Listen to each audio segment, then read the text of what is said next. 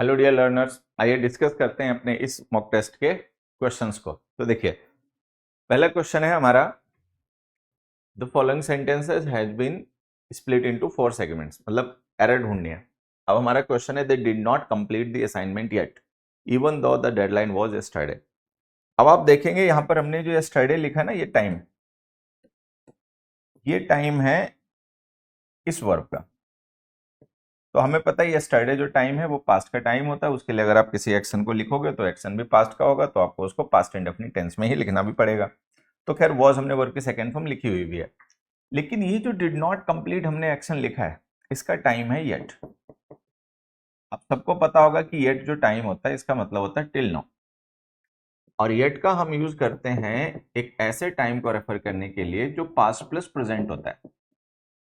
अगर किसी एक्शन का टाइम पास्ट हो तो उसका टेंस होता है पास्ट इंडेफिनिट। अगर किसी एक्शन का टाइम पास्ट प्लस प्रेजेंट हो तो उसका टेंस होता है प्रेजेंट परफेक्ट। अच्छा, ये बात ऐसे अगर आप नहीं जानते होगे तो हमने बहुत से बच्चों ने ये याद भी कर रखा होता है कि एट के साथ में परफेक्ट टेंस यूज होता है प्रेजेंट का। उसके पीछे लॉजिक यही होता है कि एट जिस टाइम को रेफर करता है वो टाइम पास्ट प्लस प्रेजेंट होता है। तो अगर टाइम पास्ट प्लस प्रेजेंट होगा तो उसका जो टेंस होगा वो प्रेजेंट परफेक्ट हो जाएगा। तो डिड नॉट कंप्लीट तो प्रेजेंट परफेक्ट है नहीं, है तो पास्ट इंडेफिनिट है, तो ये गलत है, इसको प्रेजेंट परफेक्ट बना दीजिए। तो लिख दीजिए हैज नॉट कंप्लीटेड। ठीक है, तो हमारा आंसर हो गया ए। नेक्स्ट में आ जाइए, select the most appropriate option to fill in the blank. अब हमने लिखा she remained a dash all her life. अब बैचलर, अनमैरिड, सिंगल, स्पिंस्टर, इनमें से हमें एक को यूज करना है। अब देखिए मैं आपको बताता हूं, ये जो हमने आर्टिकल लिख रखा है तो इससे एक चीज कंफर्म है कि ये ब्लैंक जो है इसको फिल करने के लिए हम नाउन ही यूज कर सकते हैं, एडजेक्टिव नहीं यूज कर सकते। अनमैरिड एडजेक्टिव होता है, खत्म। सिंगल एडजेक्टिव होता है, खत्म। ठीक है, बैचलर भी एडजेक्टिव होता है और बॉयज के लिए यूज होता है। यहाँ पे शी लिखा तो इसका मतलब ये गर्ल है, तो आंसर हो गया स्पिंस्टर, नाउन होता है। अनमैरिड लेडी को स्पिंस्टर कहते हैं, आप सबको पता होगा। ठीक है, तो हमारे इसमें सही आंसर क्या हो गया, स्पिंस्टर। नेक्स्ट में जी, नेक्स्ट हमने लिखा he is equally as tall as his brother but they both tower over their classmates. अब यहां पर आप देख रहे होंगे हमने एक स्ट्रक्चर यूज किया है एज टॉल एज, जिसको हम सिमली कहते हैं। ये कंपैरिजन ऑफ इक्वलिटी होता है, कोई दो चीजें इक्वल हैं या नहीं है ये बताने के लिए हम इसका यूज करते हैं।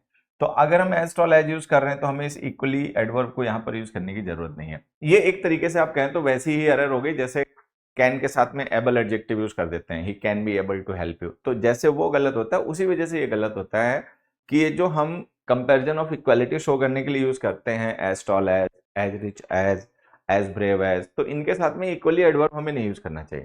तो जो यूज कर रखा है ये गलत है, ये गलत है, तो ये ऑप्शन खत्म हो गया। यहां पर हमने लिखा he is equally as taller as के साथ में हम कंपेरेटिव डिग्री नहीं लिख सकते क्योंकि ये कंपैरिजन ऑफ इक्वल होता है। जब हमें कभी ये बताना हो कि दो चीजें इक्वल हैं तो हम वहां पे पॉजिटिव डिग्रीज यूज करते हैं, या अगर ये बताना हो कि दो चीजें इक्वल नहीं है तो भी हम पॉजिटिव डिग्री यूज करते हैं। जब हमें ये बताना हो कि something is greater than something else, कोई एक चीज किसी दूसरी चीज से कम या ज्यादा है, तो हम कंपैरेटिव डिग्रीज का यूज करते हैं। मतलब ये जो दो सिचुएशन है इनके लिए हमेशा पॉजिटिव डिग्रीज के एडजेक्टिव्स या एडवर्ब्स यूज होंगे, पॉजिटिव डिग्रीज। ये जो दो सिचुएशंस हैं इनके लिए हम कंपैरेटिव डिग्रीज का यूज करते हैं।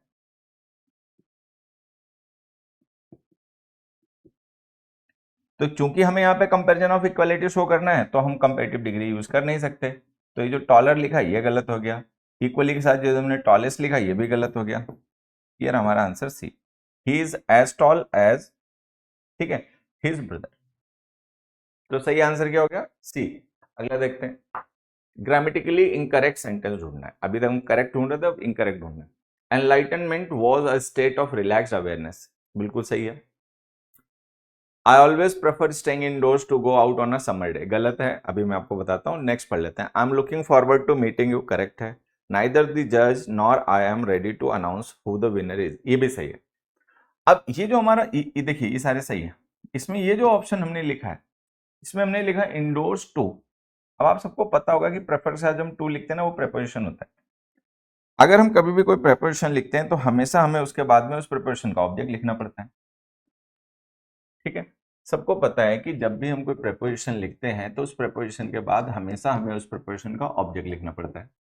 ऑब्जेक्ट्स या तो नाउन्स होते हैं या प्रोनाउंस होते हैं। अगर हम कभी किसी ऑब्जेक्ट कभी किसी एक्शन को ऑब्जेक्ट कंसीडर कर लें तो फिर हमें उसकी जेरेंट फॉर्म लिखनी पड़ती है। कहने का मतलब है कि प्रेपोजिशंस के बाद में या तो आप कोई नाउन या प्रोनाउन लिखोगे या अगर वर्ब लिखोगे तो जेरेंट फॉर्म में लिखोगे। अभी जो टू को हमने लिखा है ये तो गलत लिखा हुआ है, यहां पर हमें लिखना चाहिए गोइंग। तो जो प्रेफर हमारी वर्ब होती है उसके साथ जो हम टू यूज करते हैं वो प्रेपोजिशन होता है। ठीक है, जब भी आप कोई प्रेपोजिशन लिखते हो तो उसके बाद उसको ऑब्जेक्ट लिखना पड़ता है। ऑब्जेक्ट नाउन प्रोनाउन है तो ठीक है, लेकिन अगर किसी वर्ब को आप ऑब्जेक्ट बनाओगे तो फिर उसको जेरेंट फॉर्म में लिखना पड़ेगा। तो हमें यहाँ पे लिखना पड़ेगा गोइंग। ये तो एक बात हो गई। एक दो छोटे छोटे पॉइंट्स और हैं जो मैं चाहता हूं आप लोग यहां से सीखें समझें। मान लीजिए मैं एक सेंटेंस लिख दूं, कमल, या कमल की जगह कुछ और लिख देता हूं, he prefers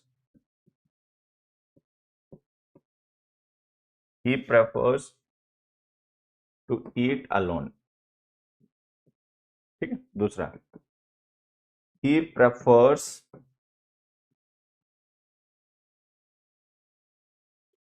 eating alone.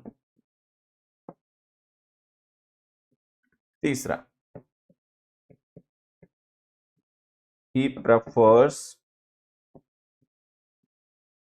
to eating alone। अब हमने यहां पर ये तीन सेंटेंसेस लिखे, हमें ये पता करना है क्या ये तीनों सेंटेंसेस हमारे सही हैं या गलत हैं। अब देखिए यहां पर हमने वर्ब लिखी है प्रेफर, यहां भी वर्ब लिखी है प्रेफर, और यहां भी हमने वर्ब लिखी है प्रेफर। यहां पर इसके बाद हमने लिखा है infinitive two plus first form, यहां पर हमने लिखा है जेरेंट ईटिंग, और यहां पर हमने प्रेपोजिशनल फ्रेज लिखी है। अब देखिए ये जो टू ईट लिखा है ना ये इन्फिनिटिव है, ईटिंग जो है वो जेरेंट है, टू ईटिंग जो है ना ये प्रेपोजिशनल फ्रेज है, इसमें हमें टू को मानना पड़ेगा प्रेपोजिशन, ठीक है, और ईटिंग को मानना पड़ेगा इस प्रेपोजिशन का ऑब्जेक्ट। तो एक प्रेपोजिशनल फ्रेज हो गई। यहां पर जो ईटिंग है वो वर्ब का ऑब्जेक्ट है, यहां पर जो ईटिंग है वो वर्ब का ऑब्जेक्ट है। अब एक छोटा सा कंफ्यूजन है जो कि काफी कॉमन है, कई बच्चों में ऐसा मतलब देखा जाता है कि वो इस यूज को लेकर प्रेफर के कंफ्यूज होते हैं। उनको लगता है कि प्रेफर के साथ में टू प्लस वर्ब की आईएनजी फॉर्म हमेशा आता है। ऐसा नहीं है। होता क्या है कि जो प्रेफर वर्ब है ये ट्रांसिटिव वर्ब है, इसके साथ तो हम डायरेक्ट इसका ऑब्जेक्ट लिखते हैं, इसके साथ में कोई प्रेपोजिशन लिखनी पड़ेगी ऐसा जरूरी नहीं है। मान लीजिए मैं एक सेंटेंस लिख दूं, डी, ही प्रेफर्स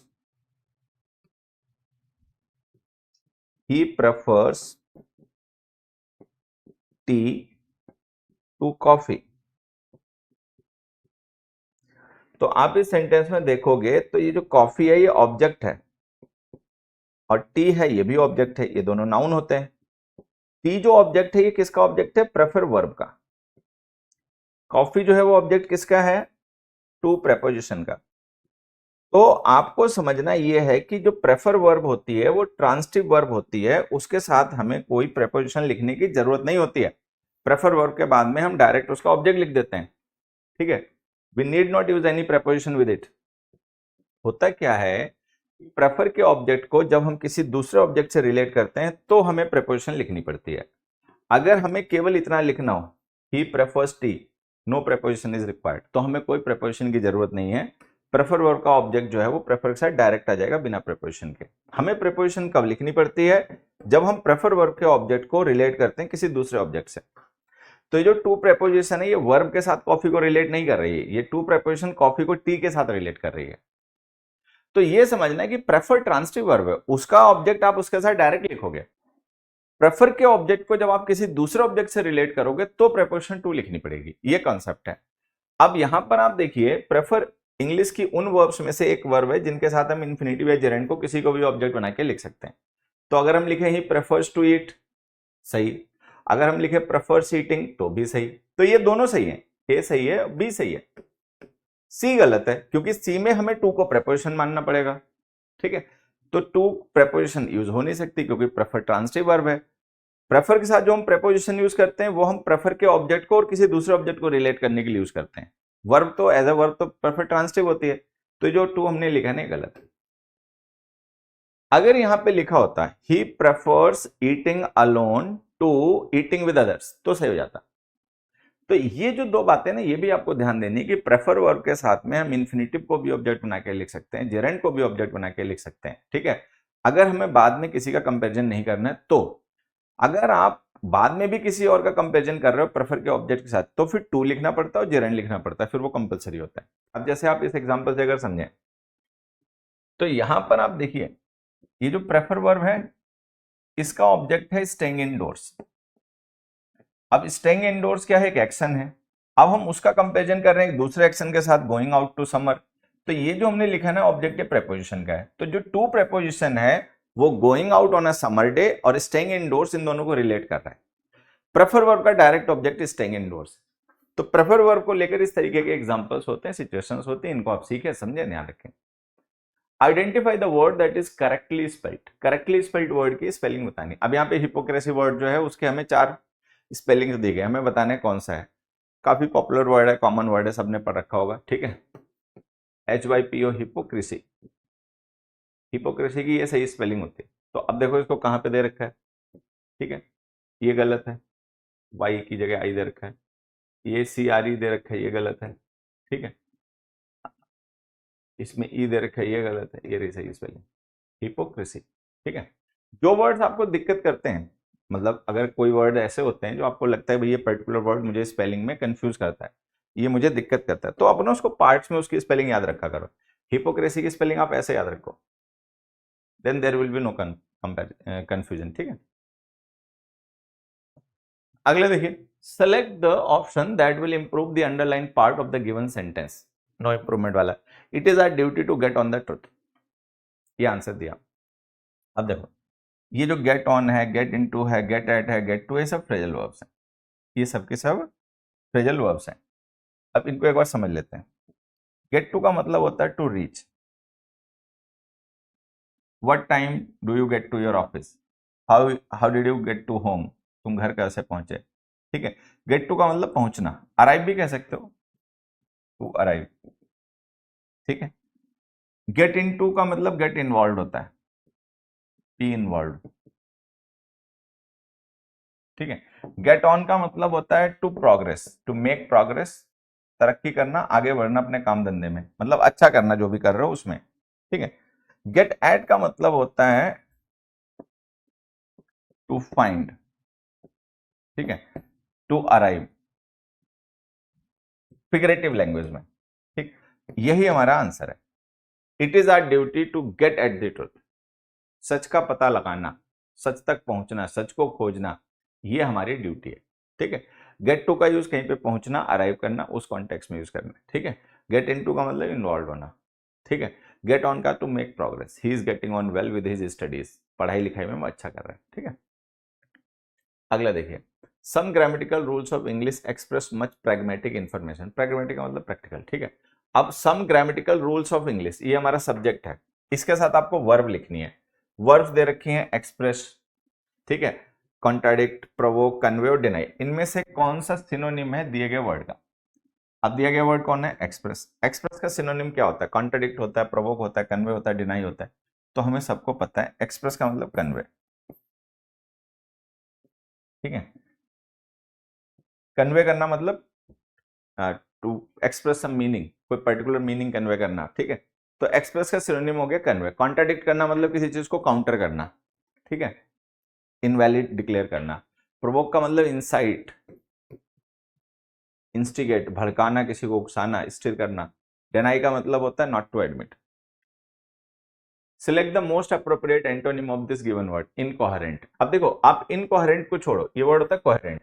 कोहेरेंट का मतलब होता है समथिंग विच इज, ठीक है, well organised and well arranged and hence easily understandable.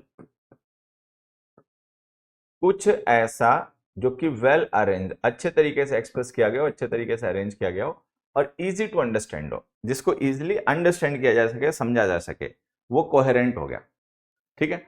अब इनकोहेरेंट लिख देने से उसका एंटोनिम बन गया। हमें इसका एंटोनिम बताना है, इनकोहेरेंट का एंटोनिम बताना है। तो कोहेरेंट का मतलब होता है इजिली अंडरस्टैंडेबल, ठीक है। इनकोहेरेंट का मतलब हो जाएगा which is not easily understandable, तो हमें उसका एंटोनिम बताना है। तो एंटोनिम देखो इनमें से कौन सा हो जाएगा। डिटैच्ड का तो मतलब ही कुछ अलग हो गया। डिटैच्ड का मतलब which is not attached anymore, जो किसी चीज के साथ अटैच नहीं है, उससे सेपरेट हो गया, अलग हो गया। अनइक्वल का मतलब जो इक्वल नहीं है, कम है या ज्यादा है। डिसऑर्गेनाइज का मतलब जो वेल ऑर्गेनाइज नहीं है, इंटेलिजिबल, अब आपको समझना ये कि हमारे पास दो वर्ड होते हैं, एक होता है इंटेलिजिबल और एक होता है इंटेलिजेंट। इंटेलिजिबल का मतलब होता है something which can be understood, कुछ ऐसा जिसको समझा जा सकता है, वो इंटेलिजिबल है, इंटेलिजिबल लैंग्वेज। ठीक है, तो इंटेलिजिबल का मतलब होता है अंडरस्टैंडेबल, कुछ ऐसा जो समझे जाने के योग्य। इंटेलिजेंट का मतलब जो समझ पाए। तो इनकोहेरेंट का एंटोनिम हो गया इंटेलिजिबल, कोहेरेंट का सिनोनिम हो गया इंटेलिजिबल, ये भी ध्यान रखना। Select choose the most appropriate option to make the sentence sensibly correct. Jane is annoyed dash me. आप देखो अनॉयड जो है इसका मैं आपको बताता हूं, ये दो चार वर्ड होते हैं जिन्हें आप ध्यान रख सकते हैं। Annoyed, angry, vexed, exasperated etcetera. इनका लगभग कॉन्टेक्चुअल मीनिंग सेम सा ही होता है, गुस्सा होना, किसी पे भड़का हुआ होना, नाराज होना। इनके साथ हम प्रीपोजिशन यूज करते हैं at something with someone, angry with someone, angry at something. तो ये प्रीपोजिशंस इनके साथ यूज होती हैं, है ना। अब आप देखोगे यहाँ पे अनॉयड हमने एडजेक्टिव लिख रखा है, और ये जो हमने मी लिखा है ये somebody है, ये पर्सन है।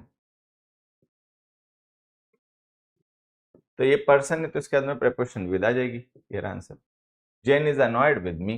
अब यहीं पर अगर हम कुछ और लिख दें, Jane is annoyed dash my habits, तो एट आ जाएगा। ठीक है, अगला देखो। नेक्स्ट है been nipped in the bud. ये बेड गलती से लिख गए, बड होता है एक्चुअली। ये जो बेड है ये गलती से टाइप हो गया, ये है बड।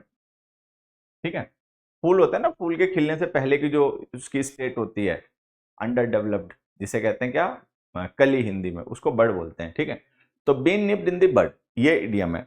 इसका मतलब क्या होता है, तो इसका मतलब होता है किसी चीज को फुली डेवलप होने से पहले ही खत्म कर देना।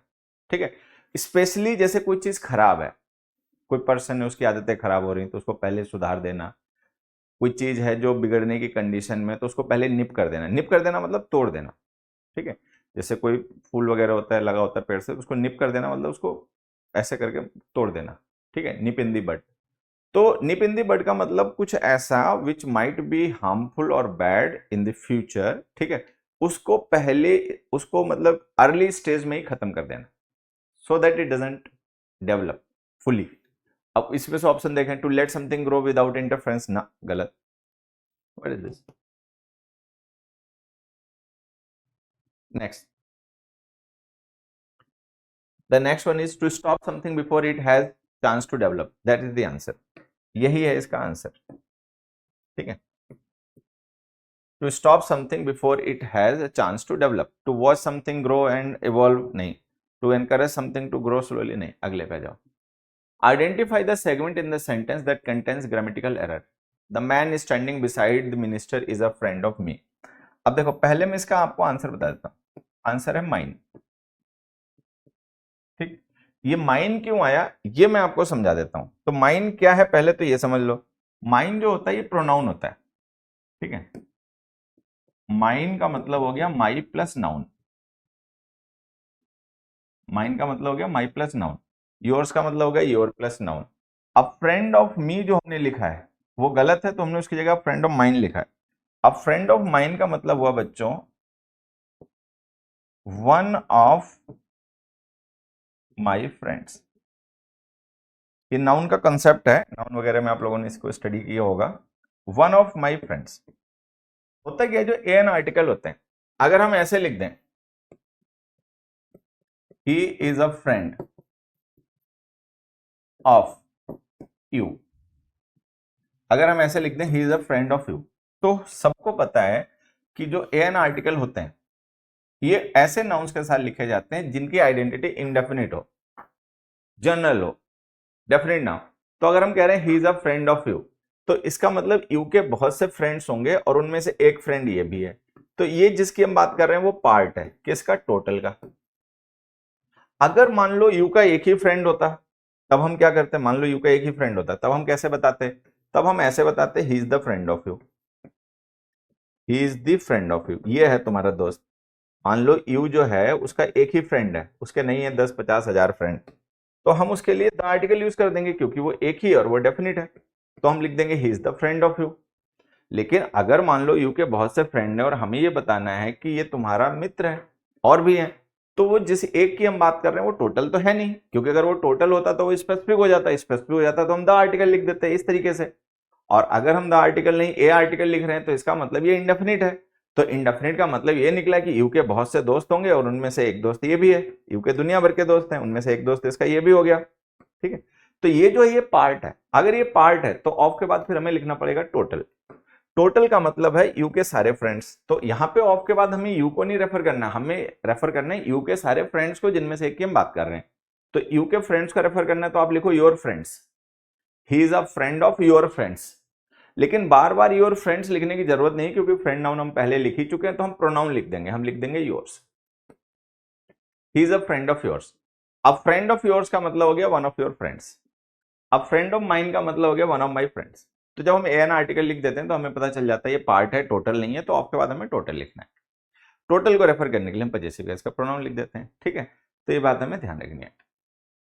एडजर्न, अब हमें इसका सिनोनिम बताना है। एडजर्न का सिनोनिम क्या है? तो एडजर्न का मतलब पोस्टपोन करना होता है, ठीक है, डिले करना होता है, तो हमें उसका बताना है सिनोनिम। तो सिनोनिम ये लिखा पोस्टपोन। डिफाई का मतलब होता है डिसओबे करना, चैलेंज करना, किसी की बात को नहीं मानना। इसी से एक एडजेक्टिव बन जाता है, आप सबने पढ़ा होगा डिफाइंट। डिफाइंट एक ऐसा पर्सन होता है जो ओबीडियंट नहीं होता, मतलब बात मानता मुनता नहीं है। इनडिफरेंट का मतलब हो गया जिसको किसी चीज की परवाह ना हो, नॉट अफेक्टेड। ठीक है, एक वर्ड है डिफर। डिफर का मतलब होता है be different, he differs from his parents, कि वो अपने पेरेंट्स से अलग है। लेकिन एक यहां पे मैं आपको वर्ड बताता हूं, DEFER, वो सिनोनिम होता है पोस्टपोन का। Differ, delay, prolong, etcetera. तो ये जो दो वर्ड है मैं इस पे चाहता हूं आपका थोड़ा सा ध्यान। एक है DIFFER डिफर और एक है DEFER डिफर। DEFER डिफर का मतलब होता है टाल देना, वो एडजर्न का सिनोनिम है, लेकिन ऑप्शन में नहीं है। और ये जो ऑप्शन में डिफर दे रखा है DIFFER, इसका मतलब होता है be different, he differs from his parents. Next में आइए, अब हमें बताना है antonym. Antonym of antique. Antique word दिया है, एंटिक का एंटोनिम बताना है। तो एंटिक का मतलब क्या हो गया? एंटिक का मतलब हो गया प्राचीन, पुराना, ठीक है, एंशियंट, प्रिमिटिव,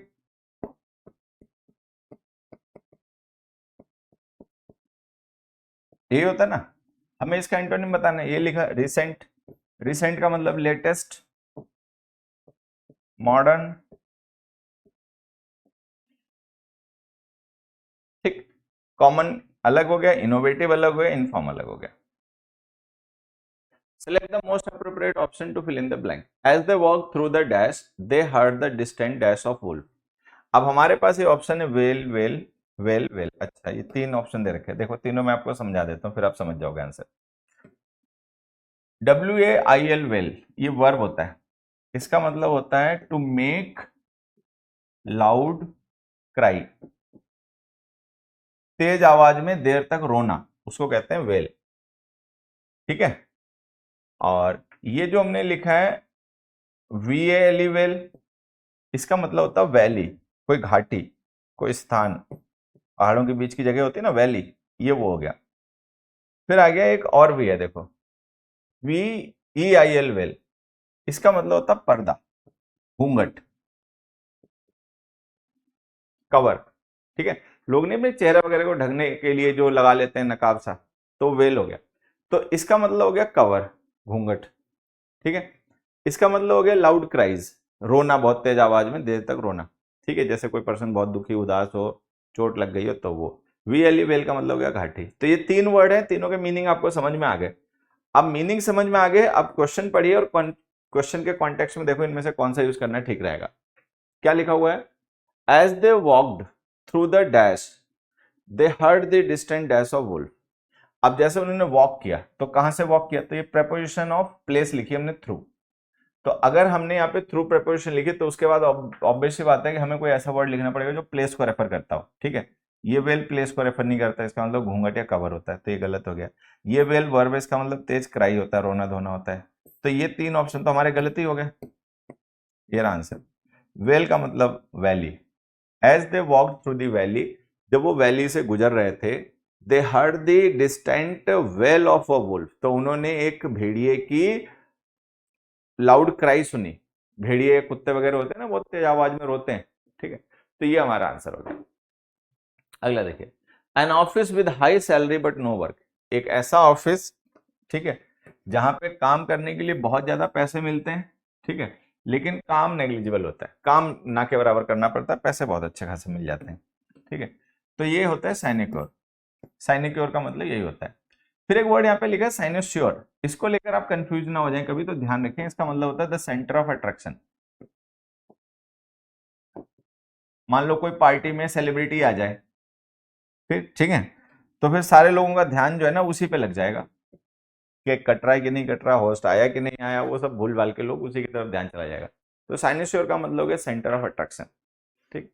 रिक्लूज का मतलब एक ऐसा पर्सन जो हार्मेटिक लाइफ जीता है, सबसे कट के अलग जीता है, लोनली लाइफ जीता है। यूजरर का मतलब हो गया सूदखोर, ठीक है, one who charges high interest on money, या जो लोन वगैरह किसी को देता है ना उसमें बहुत ब्याज लेता है, उसे सूदखोर कहते हैं, तो हो गया यूजरर। तो हमारा आंसर क्या है, sinecure. Select the most appropriate meaning of the given idiom, pull strings. Pull strings का मतलब होता है अपने प्रभाव का यूज करना। जैसे आपने कठपुतली देखी है, पपेट होते हैं ना बच्चे, पपेट, तो पपेट जो होता है, पपेट शो अगर आपने कभी देखा हो, तो पपेट क्या होता है, उसके ना स्ट्रिंजेस होते हैं अटैच्ड, धागे बंधे होते हैं उसके, ठीक है, और जो भी उसको प्ले करता है पपेट को, वो अपनी उंगलियों से जिस स्ट्रिंज को पुल करता है वो पपेट वैसे ही एक्ट करता है। तो पुल स्ट्रिंजेस का मतलब हो गया कि अपने प्रभाव का प्रयोग करना, अपने इन्फ्लुएंस को एग्जर्ट करना किसी काम को करवाने के लिए, अनफेयर तरीके से करवाए जाने का कामों के लिए इसका यूज किया जाता है बेसिकली। तो अगर हम ऑप्शन देखें, प्ले म्यूजिक ना, यूज पर्सनल इन्फ्लुएंस, यही आंसर है, लेकिन फिर भी अगले ऑप्शंस पढ़ लेते हैं। यूज द इंस्ट्रूमेंट ना, वर्क हार्मोनियसली ना, यूज द पर्सनल इन्फ्लुएंस, अपने प्रभाव का, कोई पर्सन है, ठीक है, वो कोई मिनिस्टर है, मंत्री है, विधायक है, कोई ऑफिसर है, तो अपने प्रभाव का प्रयोग करके कोई काम करवा ले, उसको कहते हैं pulling strings. One is skilled in telling stories, कोई पर्सन ऐसा जो कहानी सुनाने में महारथी हो, बहुत अच्छी तरीके से कहानियां सुना लेता है इंटरेस्ट के साथ में, ठीक है, तो उसको हम क्या कहते हैं। तो ऑप्शन देखो क्या दे रखे हैं, रेकेंटर, वेंट्रल, फैनेटिक, टायरो। अब टायरो वर्ड का मतलब आप सबको पता ही होगा, नोविस, नौसिखिया आदमी, जिसको भी कोई ज्यादा एक्सपीरियंस ना हो किसी काम का। फैनेटिक का मतलब हो गया person with extreme opinion, extreme ideology को फॉलो करने वाला पर्सन, फैनेटिक हो गया कट्टरवादी। वेंट्रल हो गया something situated on the back, on the front actually, situated, something situated on the front, हो गया वेंट्रल, ठीक है। अभी जो वेंट्रल होता है ना, इसी से मिलता जुलता एक वर्ड होता है डॉर्सल। डॉर्सल का मतलब something situated on the back. फिर एक वर्ड होता है लेटरल, लेटरल का मतलब है something situated on the side. तो जैसे फ्रंट से कोई चीज रिलेटेड है तो उसके लिए एडजेक्टिव हो गया वेंट्रल, ठीक है। बैक साइड से कोई चीज रिलेटेड है, ठीक है, तो उसके लिए हो गया डॉर्सल। जैसे मैं आपको एग्जांपल से बता देता हूँ, ये हमारा हाथ होता है, तो ये हाथ का फ्रंट साइड है, वेंट्रल कहेंगे इसको डिस्क्राइब करने के लिए adjective. Ventral veins, ventral veins का मतलब आगे की तरफ की नसें, डॉर्सल का मतलब पीछे की साइड पे जो नसें हैं वो, तो वो डॉर्सल हो गया। लेटरल का मतलब साइड होता है, लेटरल का मतलब हो गया side, lateral view of the cut. Lateral का मतलब साइड से रिलेटेड, डॉर्सल का मतलब हो गया बैक से रिलेटेड, वेंट्रल का मतलब है फ्रंट से रिलेटेड, तो ये भी ध्यान रख लेना। फेनेटिक पता ही है, नोविस पता ही है। अब देखो कई बार क्या होता है कि हमें कोई ऐसा ऑप्शन क्वेश्चन मिल जाता है जिसका हमें आंसर तो नहीं पता होता, ठीक है, कि इस ऑप्शंस में से कौन सा ऑप्शन आंसर है, लेकिन ये पता होता कौन सा नहीं है, ठीक है। तो अगर हमें पता है कि भाई टायरो, फेनेटिक और वेंट्रल का क्या मीनिंग होता है, क्योंकि कॉमन वर्ड्स हैं, तो अच्छा, तो हम जान जाएंगे कि वो जो हमने पूछा है one skilled in telling stories, वो इन तीनों में से तो कोई आंसर है नहीं। तो अगर इन तीनों में से नहीं है तो ये आंसर हो गया। बाकी ये कॉमन वर्ड नहीं है, लेकिन आपने आज पढ़ लिया। आगे ध्यान रखना, रेकेंटर एक वर्ड होता है जिसका मतलब होता है एक्सपर्ट स्टोरी टेलर। आ जाओ भाई, ABCD आगे। PQRS थे पहले, सेंटेंस, ये है सेंटेंस बी, ये है सेंटेंस ए, ये है सेंटेंस सी, और ये है सेंटेंस डी। चलो अब इनका आपको सही सीक्वेंस बताना है। बढ़िया।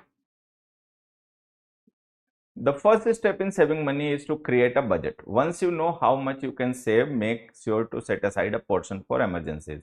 Start by tracking your expenses and determine where you can cut back. Saving money for the future is a smart financial decision. अब देखो, आपने पढ़ा तो आपको एक चीज समझ आएगी, शुरुआत डी से होगी। पैसा बचाना भविष्य के लिए वो एक स्मार्ट फाइनेंशियल डिसीजन है, ठीक है। अब कैसे पैसा बचाओगे, डिसीजन तो अच्छा है, लेकिन लोगे कैसे, तो उसके लिए बता रखा है द फर्स्ट स्टेप। पहला स्टेप ये है कि आप एक बजट बनाइए। तो डी से शुरुआत होगी और डी के बाद ए जरूर आएगा, कंफर्म है, तो एक हिंट हो गया। अब हम देखें तो हमारे पास कितने ऐसे ऑप्शन हैं जिनमें डी से शुरुआत हो रखी हो और डी के बाद में ए दे रखा हो, ठीक है। ये नहीं है, ये नहीं है, ये नहीं है, ये रहा, तो ये है आंसर। हालांकि आपको ऐसा लग सकता होगा कि मेरे दो ऑप्शन पढ़ के आंसर बता दिया, क्या पता ये ना भी हो, लेकिन मुझे पता आंसर यही है, ठीक है। जब 150 क्वेश्चंस प्रैक्टिस कर लोगे तो आपको भी ऐसा कॉन्फिडेंस आ जाएगा कि जब आप लॉजिक और फंडामेंटल्स के बेस पर कोई हिंट ढूंढते हो तो वो हिंट आपका सही होता ही है। आपको डाउट हो तो आप पढ़ भी सकते हो, वैसे आंसर यही है, DSCB। अगला देखो, वॉइस चेंज करनी है। God helps those who help themselves, ठीक है। अब हु हेल्प देमसेल्व्स में हेल्प वर्ब का हम पैसे बना नहीं सकते, ठीक है। वजह है कि वो रिफ्लेक्सिव हमने ऑप्शन उसका लिख रखा है, ठीक है। तो हेल्प्स का पैसिव बनाओगे। प्रेजेंट इंडेफिनिट टेंस की वर्ब का जब हम पैसिव बनाते हैं तो हमें इज एम आर के साथ थर्ड फॉर्म लिखनी पड़ती है। प्रेजेंट इंडेफिनिट टेंस की जो वर्ब्स होती है ना, उनका पैसिव बनाते हैं तो इज एम आर के साथ थर्ड फॉर्म लिखनी पड़ती है, ठीक है। तो गॉड हु हेल्प देमसेल्व्स, ये जो हु हेल्प देमसेल्व्स है, ये एडजेक्टिव फ्रेज है दोज की। हमने इसको किसके साथ सेट कर दिया, those who help themselves help God. इसमें तो कोई पैसिव है ही नहीं, दोनों वर्ब एक्टिव हैं, फिर तो ऐसे ही गलत हो गया।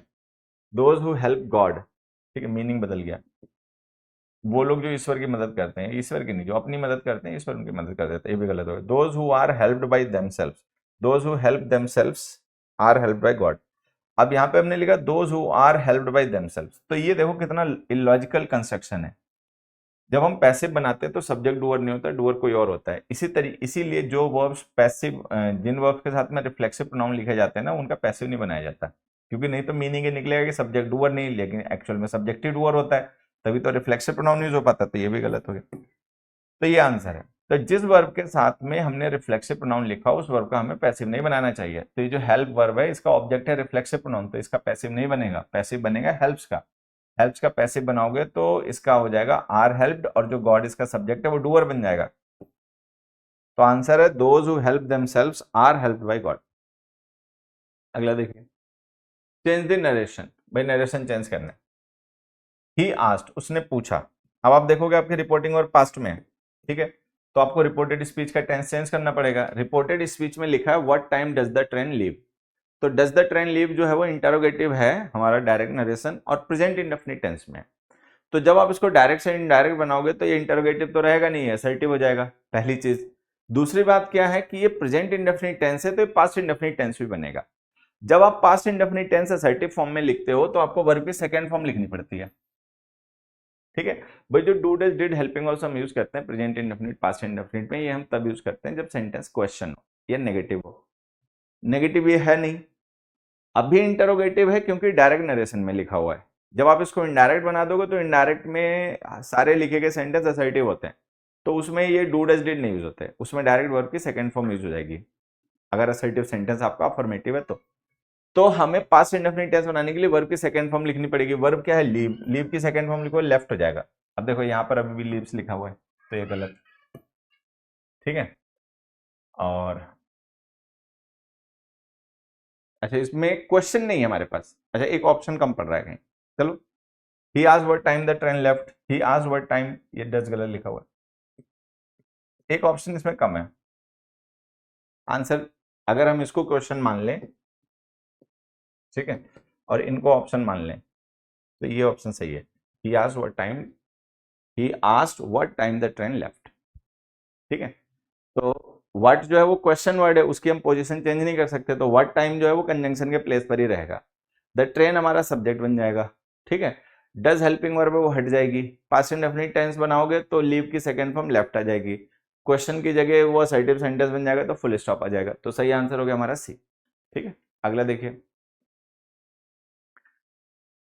ये एक पैसेज है।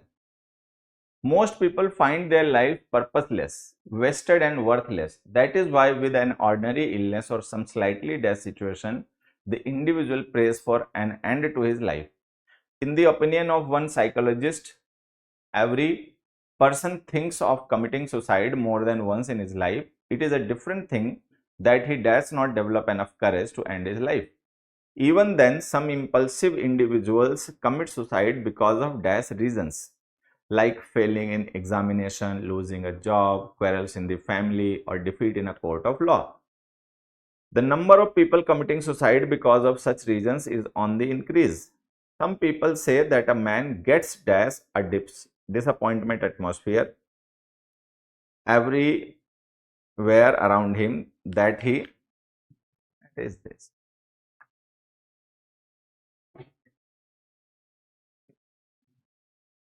That he does not find any solution except this.